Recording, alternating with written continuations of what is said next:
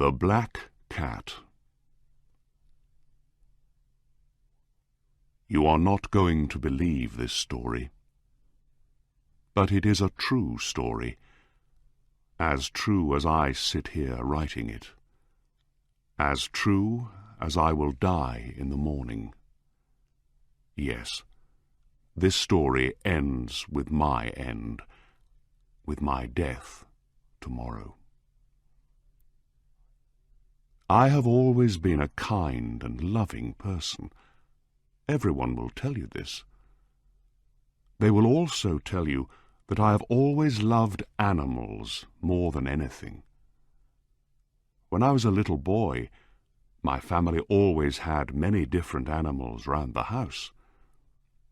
As I grew up, I spent most of my time with them, giving them their food and cleaning them. I married when I was very young, and I was happy to find that my wife loved all of our animal friends as much as I did. She bought us the most beautiful animals. We had all sorts of birds, goldfish, a fine dog, and a cat. The cat was a very large and beautiful animal. He was black, black all over, and very intelligent. He was so intelligent that my wife often laughed about what some people believe. Some people believe that all black cats are evil, enemies in a cat's body. Pluto, this was the cat's name, was my favorite. It was always I who gave him his food, and he followed me everywhere. I often had to stop him from following me through the streets. For years, he and I lived happily together, the best of friends.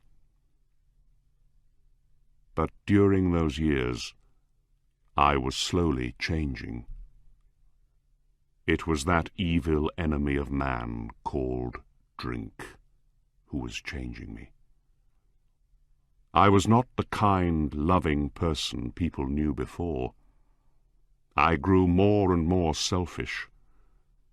I was often suddenly angry about unimportant things. I began to use bad language, most of all with my wife. I even hit her sometimes. And by that time, of course, I was often doing horrible things to our animals. I hit all of them, but never Pluto. But my illness was getting worse. Oh yes, drink is an illness. Soon I began to hurt my dear Pluto too. I remember that night very well. I came home late, full of drink again. I could not understand why Pluto was not pleased to see me. The cat was staying away from me. My Pluto did not want to come near me. I caught him and picked him up, holding him strongly. He was afraid of me, and bit my hand. Suddenly, I was not myself any more. Someone else was in my body, someone evil and mad with drink. I took my knife from my pocket, held the poor animal by its neck, and cut out one of its eyes. The next morning, my mind was full of pain and horror when I woke up. I was deeply sorry.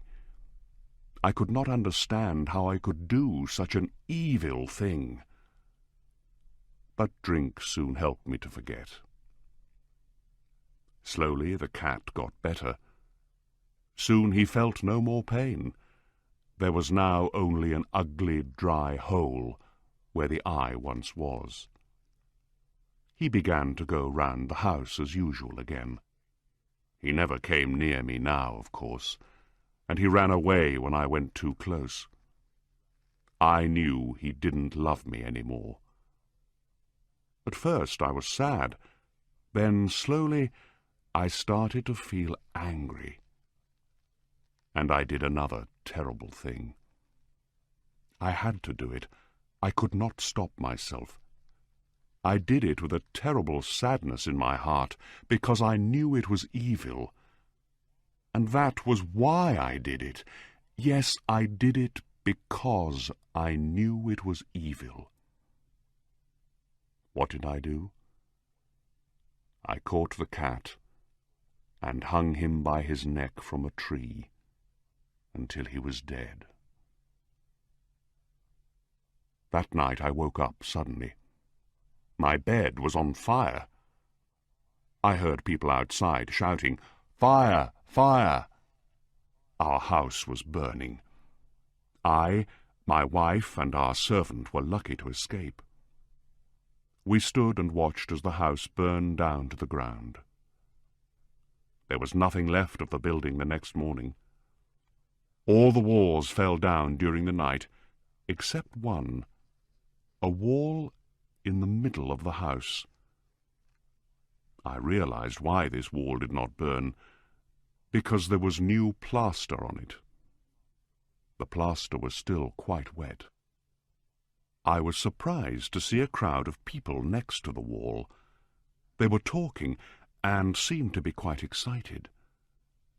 I went closer and looked over their shoulders. I saw a black shape in the new white plaster. It was the shape of a large cat hanging by its neck. I looked at the shape with complete horror. Several minutes passed before I could think clearly again. I knew I had to try to think clearly. I had to know why it was there. I remembered hanging the cat in the garden of the house next door. During the fire, the garden was full of people. Probably someone cut the dead cat from the tree and threw it through the window to try and wake me. The falling walls pressed the animal's body into the fresh plaster. The cat burned completely, leaving the black shape in the new plaster. Yes, I was sure that was what happened. But I could not forget that black shape for months. I even saw it in my dreams. I began to feel sad about losing the animal, so I began to look for another one. I looked mostly in the poor parts of our town, where I went drinking. I searched for another black cat of the same size and type as Pluto. One night, as I sat in a dark and dirty drinking house, I noticed a black object on top of a cupboard near some bottles of wine. I was surprised when I saw it. I looked at those bottles a few minutes ago, I thought, and I'm sure that object was not there before. I got up and went to see what it was. I put my hand up, touched it, and found that it was a black cat. A very large one, as large as Pluto. He looked like Pluto, too, in every way but one. Pluto did not have a white hair anywhere on his body. This cat had a large white shape on his front. He got up when I touched him, and pressed the side of his head against my hand several times. He liked me. This was the animal I was looking for. He continued to be very friendly, and later, when I left, he followed me into the street.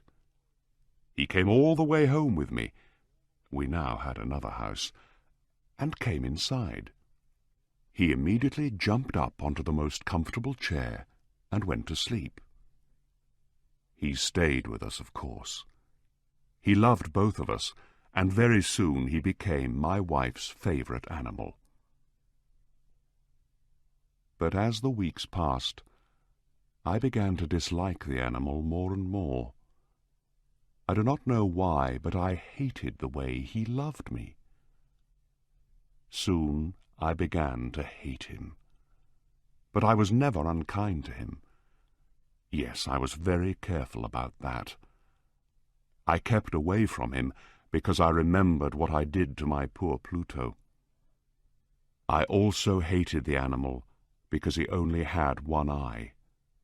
I noticed this the morning after he came home with me. Of course, this only made my dear wife love him more.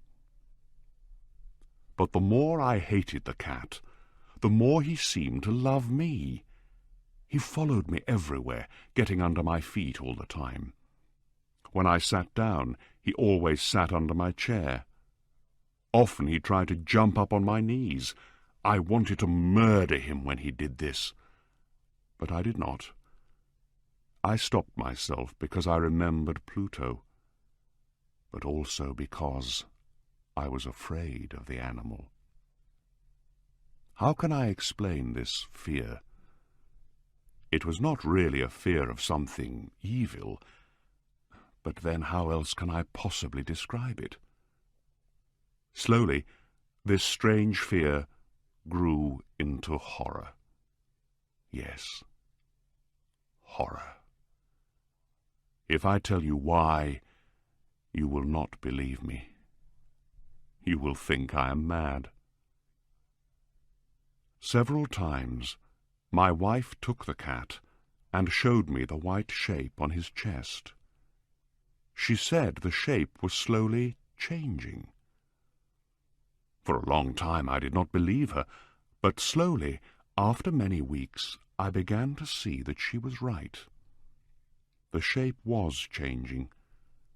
Its sides were becoming straighter and straighter. It was beginning to look more and more like an object. After a few more weeks, I saw what the shape was. It was impossible not to see.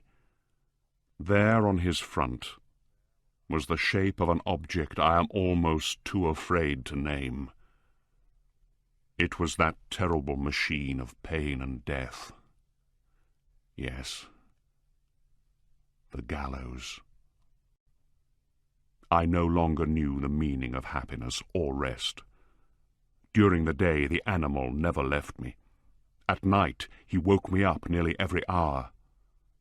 I remember waking from terrible dreams and feeling him sitting next to my face, his heavy body pressing down on my heart. I was now a very different man. There was not the smallest piece of good left in me. I now had only evil thoughts. The darkest and the most evil thoughts. I hated everyone and everything, my dear wife, too. One day she came down into the cellar with me to cut some wood. We were now too poor to have a servant. Of course, the cat followed me down the stairs and nearly made me fall. This made me so angry that I took the axe and tried to cut the animal in two. But as I brought the axe down, my wife stopped my arm with her hand. This made me even more angry, and I pulled her hand away from my wrist, lifted the tool again, brought it down hard, and buried it in the top of her head. I had to hide the body. I knew I could not take it out of the house. The neighbors noticed everything. I thought of cutting it into pieces and burning it. I thought of burying it in the floor of the cellar. I thought of throwing it into the river at the end of the garden. I thought of putting it into a wooden box and taking it out of the house that way. In the end, I decided to hide the body in one of the walls of the cellar. It was quite an old building near the river, so the walls of the cellar were quite wet and the plaster was soft. There was new plaster on one of the walls, and I knew that underneath it The wall was not very strong. I also knew that this wall was very thick. I could hide the body in the middle of it. It was not difficult. I took off some plaster, took out a few stones, and made a hole in the earth that filled the middle of the wall. I put my wife there, put back the stones, made some new plaster, and put it on the wall. Then I cleaned the floor and looked carefully round. Everything looked just as it did before. Nobody would ever know.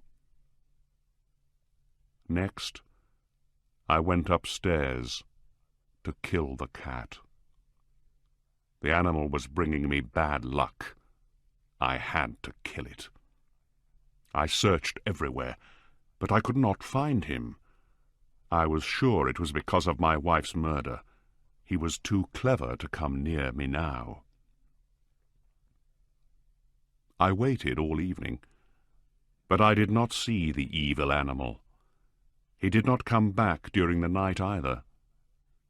And so for the first time in a long time I slept well. When I woke up the next morning, I was surprised to see that the cat still was not there. 2, 3 days passed, and there was still no cat. I cannot tell you how happy I began to feel. I felt so much better without the cat. Yes, it was he who brought me all my unhappiness. And now, without him, I began to feel like a free man again. It was wonderful. No more cat. Never again. Several people came and asked about my wife, but I answered their questions easily. Then, on the 4th day, the police came. I was not worried when they searched the house. They asked me to come with them as they searched. They looked everywhere, several times. Then they went down into the cellar. I went down with them, of course. I was not a bit afraid. I walked calmly up and down, watching them search. They found nothing, of course, and soon they were ready to go. I was so happy that I could not stop talking as they went up the stairs. I did not really know what I was saying. "Good day to you all, dear sirs," I said. "Yes, this is a well-built old house, isn't it? Yes, a very well-built old house. These walls— Are you going, gentlemen? These walls are strong, aren't they?" I knocked hard on the part of the wall where my wife was. A voice came from inside the wall in answer to my knock. It was a cry, like a child's. Quickly it grew into a long scream of pain and horror. I saw the policemen standing on the stairs with their mouths open. Suddenly they all ran down in a great hurry and began breaking down the wall. It fell quickly, and there was my wife, standing inside. There she was, with dried blood all over her head, looking at them.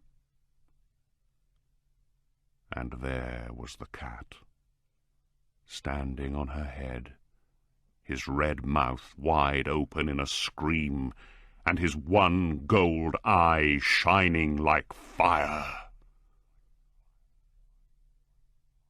The clever animal.